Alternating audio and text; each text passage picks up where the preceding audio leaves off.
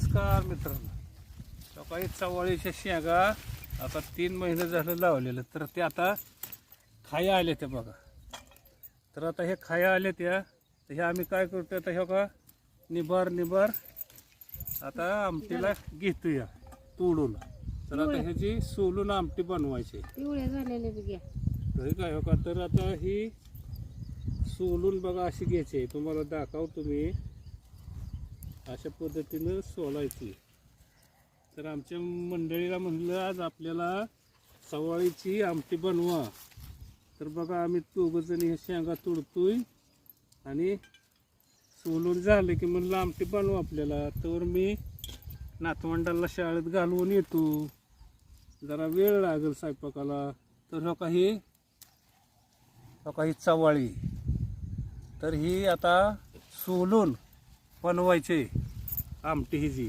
तर बघा ही खायला इतकी टेस्ट असते आणि इतकी चविष्ट असते.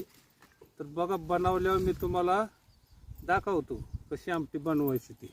देशी चवळी देशी. आणि ही देशी चवळी आहे खाया गोड असते आणि खायला चविष्ट असते. तर ही आमची बघा मंडळी आज आमटी बनवणार आहे. ह्याची त्याला खेडेगावात आमटी म्हणते, ती शहरी भागात भाजी म्हणते. ती बनवा भाजी ह्याची बनवा चवळीची, आमच्या खेडेगावात आमटी बनवा म्हणते. तर बघा ही शेंग सगळी आता खायला आलेले. तर आम्ही रोज ही जी आमटी बनवतून खातो.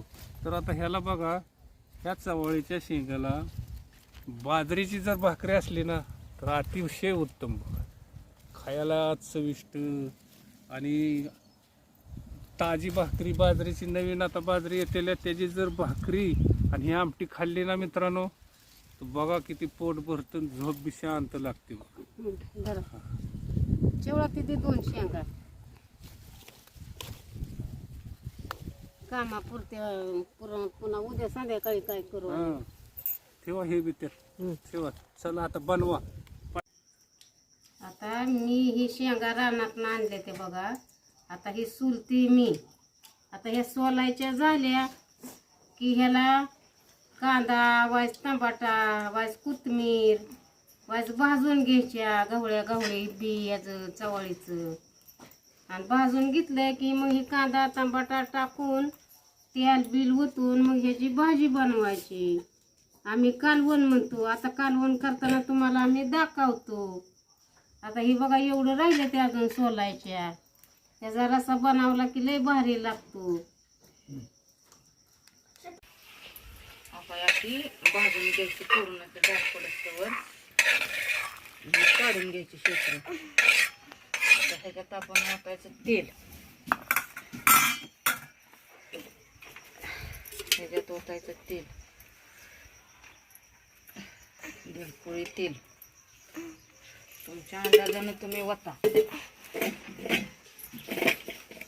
ह्याच्यात टाकायचं काय, जिरं, मोहरी, कढीपत्ता, कांदा, टोमॅटो. कांदा आपला असा भाजलेला आहे. आता कांदा भाजल्यानंतर काय टाकायची थोडीशी हळद. हळद टाकलं की भाजलेलं आहे का नाही चवळी तिखट टाकायला द्यायची.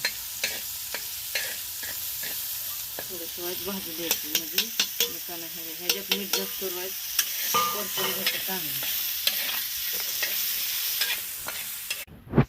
त्यात थोडं टाकायचं चटणी, कारण की मसाला जास्त तिखट आहे. ते सगळं मिक्स करून घ्यायचं. करून घेतलं यात थोडंसं टाकायचं ज्वारीचं पीठ.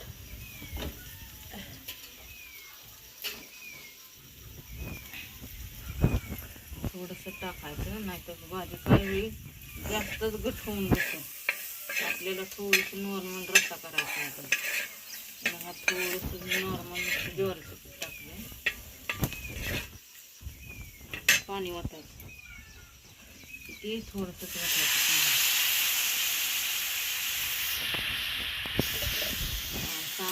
उकळी येऊ द्यायची आता. आपण सोयाबीन जरा झाकून कशी झाली भाजी. इथली चवाळी पूर्णपणे शिजली असेल कारण की आपण ती भाजून कोरड्या तव्यात घेतलेली ना, लगेचच शिजते. शिजलेली भाजी.